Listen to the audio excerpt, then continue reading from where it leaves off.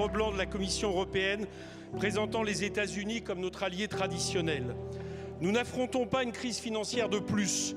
C'est une crise systémique, possiblement de la même ampleur que celle ayant entraîné le monde de la première mondialisation capitaliste dans la Grande Guerre. C'est une crise de ce capitalisme absolutiste qui attribue au libre-échange le soin d'abreuver le minotaure de la finance de profits inédits.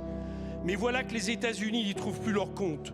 Le pays de Trump provoque donc un affrontement commercial et monétaire sur fond d'impérialisme musclé en espérant restaurer sa domination économique. Pour y répondre, on nous présente une fausse alternative. Soit négocier piteusement en achetant toujours plus de produits américains, à commencer par leurs armes. Soit l'escalade, en utilisant les mêmes outils, les droits de douane réciproques, au détriment de la consommation populaire. Ce choix entre lequel hésitent des pays européens aux intérêts contradictoires révélera une fois encore l'impuissance européenne.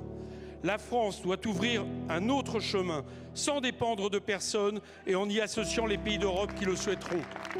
À cette fin, nous proposons une rupture de politique économique, la fin de la politique de l'offre, de la baisse des dépenses publiques aux effets récessifs, du manque de recettes en taxant le capital improductif. Pour anticiper les effets inflationnistes, préparons-nous au blocage des prix, à commencer par l'énergie. Au lieu d'une riposte réciproque nuisible, vigeons juste en taxant les entreprises américaines des services, de la tech, les GAFAM. Engageons-nous dans la voie d'un protectionnisme solidaire, ciblé et adossé à une politique de soutien et d'investissement dans la souveraineté industrielle et agricole au service de la bifurcation écologique.